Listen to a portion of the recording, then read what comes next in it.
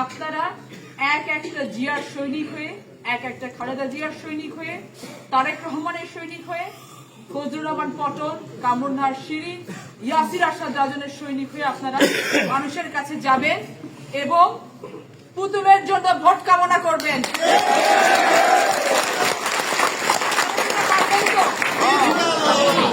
আমার একলার পক্ষে এই বৈতরণী পার হওয়া সম্ভব না।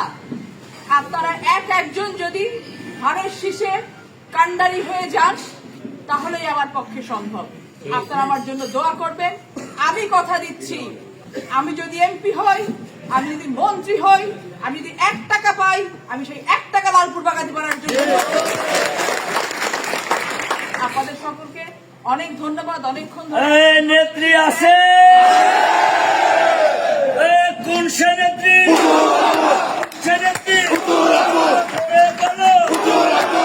লালপুর বাগাতি করা কেউ বলতে পারবে না ফজলুর রহমান পটল চাকরি দিছে, কাউকে একটা পয়সা নিছে। কেউ আজ পর্যন্ত বলতে পারবে না ফজলুর রহমান পটলের বেটা জিটি, ফজলুর রহমান পটলের বউ কারো একটা উপকার করছে, একটা পদ দিছে, এই বাড়িতে একটা পয়সা আসছে। কেউ বলতে পারবে? এটা হচ্ছে রাজনীতির নিয়ম, রাজনীতি ব্যবসা না। লালপুর বাগাতিপাড়াবাসী এই পরিবারের কাছে নিরাপদ, ঠিক কিনা? লালপুর বাগাতিপাড়াবাসী এই পরিবার একত্রিত হয়ে আগামী দিনে যত অপশক্তি আসুক না কেন কাউকে গুনবে না। সকল অপশক্তির বিরুদ্ধে লড়াই করে আজকে তারা দাঁড়িয়ে আছে। কোন জুজুর ভয় দেখায় আর লাভ নাই। কিন্তু একটা ভয় আমাদের আছে, এই ভয়টা হচ্ছে আমাদের কিছু মানসিকতা চেঞ্জ করতে হবে। এতটুকু যদি আমরা ওভারকাম করতে পারি তাহলে আমরা সামনের দিনে আমাদের জন্য পথ খুব পরিষ্কার।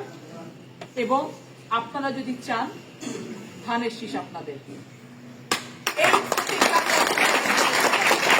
আপনাদের চাইতে হবে, আপনাদের মানুষের সাথে যোগাযোগ বাড়াতে হবে।